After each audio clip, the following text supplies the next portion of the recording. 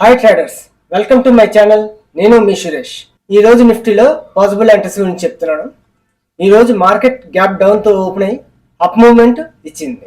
High దగ్గర నుంచి market down side కి వస్తున్నప్పుడు మనకి ఒక ప్యాటర్న్ క్రియేట్ చేసింది. అది ఈ హైని ఒకసారి కలుపుకుంటూ మనం ఒక ట్రెండ్ లైన్ డ్రా చేసుకోవాలి.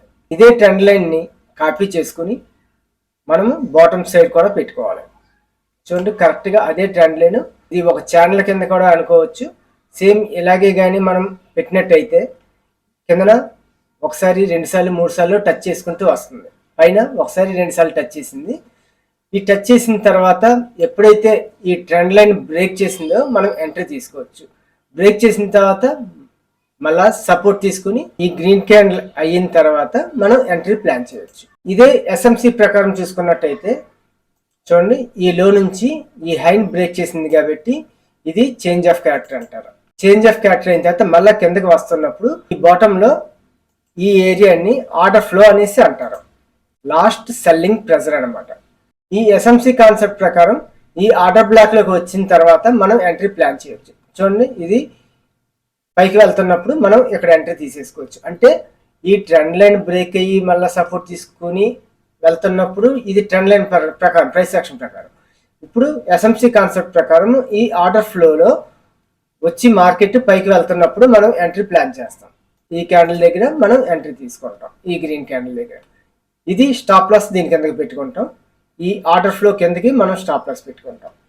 ఇదైతే ఈ ట్రెండ్ లైన్ కిందకి బఫర్ ఇచ్చుకుని మనం పెట్టుకుంటాం, లేదంటే స్వింగ్ కిందకన్నా మనం పెట్టుకుంటాం. ఇది ఫస్ట్ ఎంట్రీ. టార్గెట్ ఏమవుతుంది? ఈ హై వరకు టార్గెట్ అవుతుంది అనమాట. ఇప్పుడు మార్కెట్ చూడండి, మళ్ళీ ఇక్కడ ఇంకొక ప్యాటర్న్ వచ్చింది. 2 స్వింగ్స్ ని కలుపుకుంటూ లైన్ డ్రా చేసాం అనుకోండి, మనకి థర్డ్ది కూడా టచ్ అయింది. అలాగే కిందన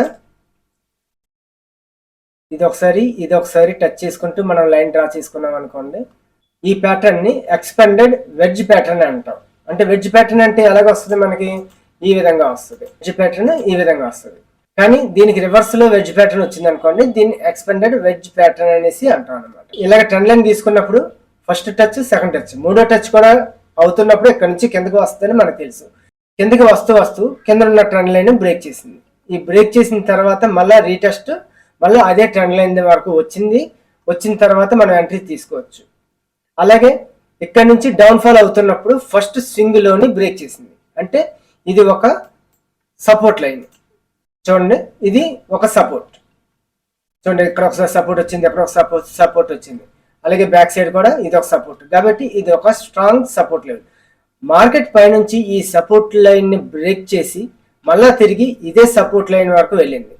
అదే విధంగా ఈ ట్రెండ్ లైన్ కూడా బ్రేక్ చేసి మళ్ళా అదే లెవెల్ వరకు వచ్చిన తర్వాత ఇక్కడ నుంచి డౌన్ ఫాల్ అయింది. కాబట్టి ఇక్కడ మనం ఎంట్రీ ప్లాన్ చేయొచ్చు. ఈ ట్రెండ్ లైన్, ఈ సపోర్ట్ లైన్ మనకి డబుల్ కన్ఫర్మేషన్ అనమాట. ఈ రెండాటి దగ్గర నుంచి మన కిందకు వస్తుంది కాబట్టి ఇక్కడ మనం ఎంట్రీ ప్లాన్ చేయొచ్చు. ఇది లో ఎంత వరకు వస్తుంది? ప్రీవియస్ లో ఉన్న లో వరకు వస్తుంది. అంటే ఇక్కడ వరకు రావచ్చు. చూడండి, ఇక్కడ వరకు రావచ్చు మార్కెట్. మళ్ళా తిరిగి మార్కెట్ ఇక్కడ వరకు వచ్చిన తర్వాత మళ్ళా అప్ మూవ్మెంట్ ఇచ్చింది. ఎందుకు ఇచ్చిందంటే ఇక్కడ సపోర్ట్ ఏరియా దగ్గర మనకి వస్తున్నప్పుడు ఇక్కడ ఇన్బ్యాలెన్స్ వచ్చింది. ఇన్బ్యాలెన్స్ వచ్చిందని అంటే మళ్ళీ మార్కెట్ తిరిగి అక్కడ వరకు వస్తూ ఉంటుంది. ఇది ఇన్బ్యాలెన్స్.